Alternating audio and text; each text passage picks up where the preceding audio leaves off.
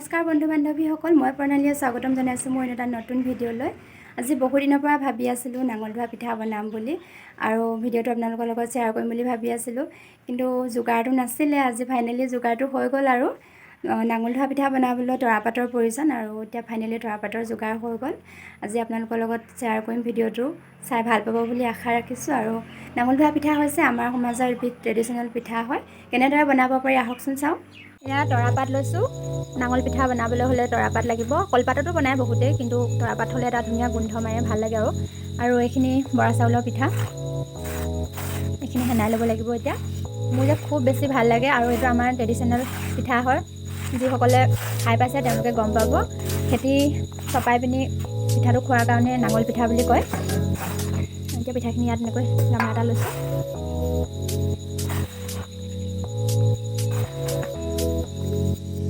আৰু অকণমান ভাত চাউলৰ পিঠাও মিক্স কৰি দিছোঁ। এইটো দিব পাৰে নিদিব পাৰে, বেছি আঠা হৈ যাব যে সেইকাৰণে অকণমান ভাত চাউলো দি দিছোঁ।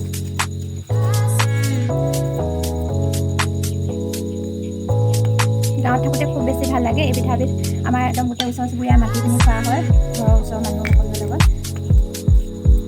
এইটো একেবাৰে সাধাৰণ থলুৱা, একো দিব নালাগে, অকল নিমখ অকণমান দিলেই হৈ যায়। আৰু কোনোবা ইচ্ছা কৰিলে আজিকালি হয়তো চেনি দিব পাৰে, কিন্তু আমি নিমখ দিয়ে আগৰ পৰা খাই আহিছোঁ, এনেকৈ আমাৰ ভাল লাগে। খেতিয়কৰ মানে গা বিষ মাৰিবলৈ এইটো নাঙল ধোৱা পিঠা বুলি কয় আৰু নাঙল ধুই আৰু এই পিঠাবিধ খায়। কাতি বিহুটো খায় বহুতে আমাৰ গাঁৱৰফালে। আমি আগতে কেতিয়াবা কাতি বিহুত খাওঁ, নহ'লে খেতি চপাই আৰু মানে নাঙল উঠাই থ'বলৈ হয় আৰু তেতিয়াই খোৱা হয়। সেইখিনি এতিয়া মই পানী দি সেনাই অলপ অলপকৈ মই পানী দি যাম আৰু আটা মঠা নিচিনাকৈ। একেবাৰতে গোটেইখিনি পানী নিদিওঁ, কম কমকৈ মই পানী দি আটা মঠাৰ দৰে মঠি ল'ম ভালকৈ। হৈ গৈছে আৰু এনেকৈ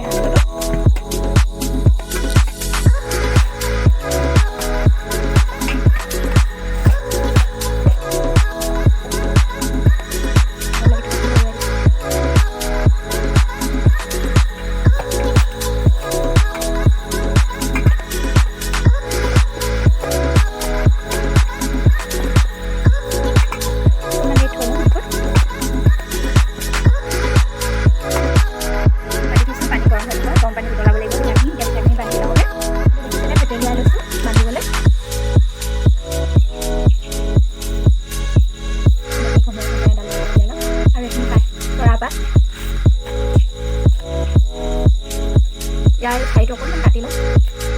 কাটি মই ধুই মেলি থৈছোঁ, অকণমান পানী লাগি আছে। ঠাই এইবোৰ কাটি লওঁ। এয়া পাতখিনি মই ৰেডি কৰি ল'লোঁ আৰু এতিয়া পিঠা বনাবলৈ হ'লে এনেকৈ আমি পাতবিলাক ভাবি ল'ব লাগিব, যাতে পিঠাটো ইয়াৰ পৰা একেবাৰে ওলাই নাযায়। আৰু এনেকৈ মাছ পাতত দিয়া নিচিনাকৈ এনেকৈ দিম।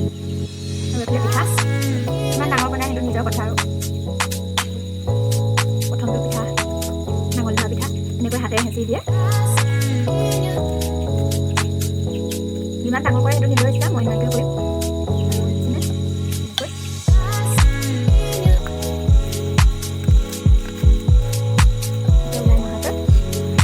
আৰু তৰাপাতৰ ৰছীৰে এনেকৈ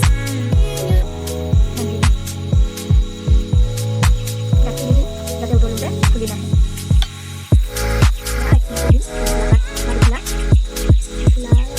ডাঙৰ আৰু এটা পিঠা বনাম।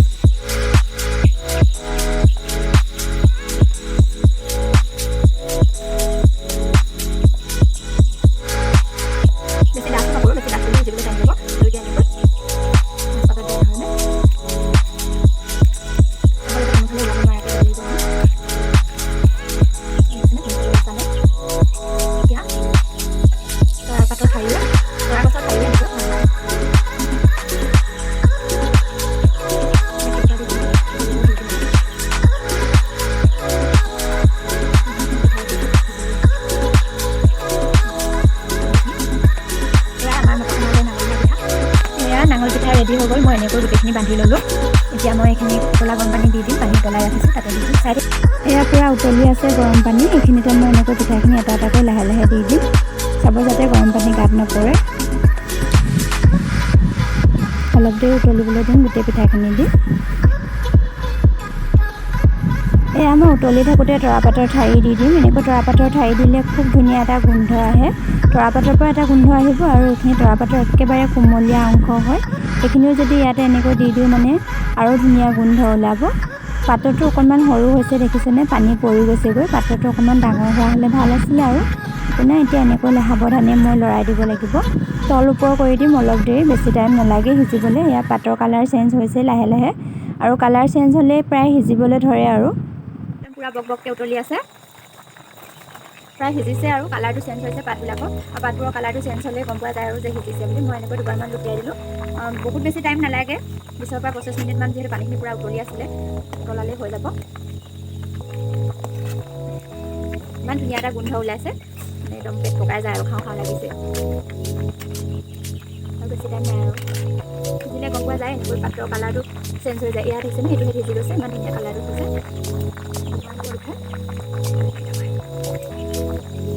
যতনটো অকণমান সৰু হৈছে, অকণমান ডাঙৰকৈ খাব লাগিব। মানে বাৰু এনেকৈ লুটিয়াই দিবলগীয়া হৈছে আৰু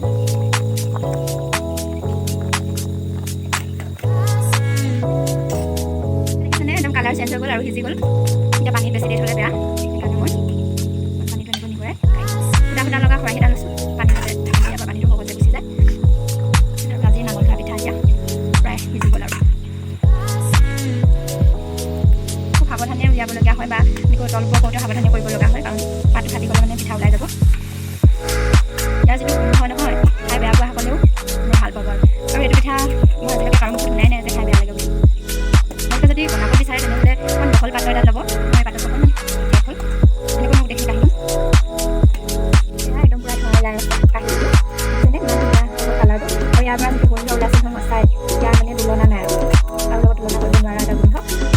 এইখিনি হৈ গ'ল। এতিয়া অকণমান পানীখিনি গৰম হ'লে আৰু ঠাণ্ডা হ'লে এইখিনি এয়া এইখিনি ঠাণ্ডা হৈ গ'ল। এতিয়া মই গুচাই ল'ম, গাঁঠিকেইটা খুলি ল'ম। এতিয়া এনেকৈ একেবাৰে সহজ খুলিবলৈ, গাঁঠিকেইটা খুলি লাহেকৈ ভাজে ভাজে এনেকৈ আৰু এৰিয়ে যায়। বেছিকৈ যদি বৰা চাউল দিয়া থাকে অলপ বেছি আঠা হয়। মই অকণমান আঠা চাউলো মিলাই দিলোঁ যে, সেইকাৰণে ইমান বেছি আঠা নহয়। চাউলটো ইমান ধুনীয়া হৈছে। কাঁহৰ বাতি এটাতে ধুনীয়াকৈ মই এনেকৈ দি দিম। বাতিকেইটা গুচাই লওঁ এনেকৈ। এয়া গুচাই হৈ গ'ল। এনেকৈ মই দুটা লৈছোঁ, এটা বাতিত দুটা নাঙল ধোৱা আৰু অলপ গাখীৰ দি দিছোঁ। লিকুইড গাখীৰ ব্যৱহাৰ কৰিছোঁ, দৈ গাখীৰো খাব পাৰে আপোনালোকে নিজৰ ইচ্ছা। মই অকণমান কাটি লৈছিলোঁ গুড় এনেকৈ মিহিকৈ। আৰু আজি চাহকাপ নাঙল ধোৱাৰ সৈতে খাম।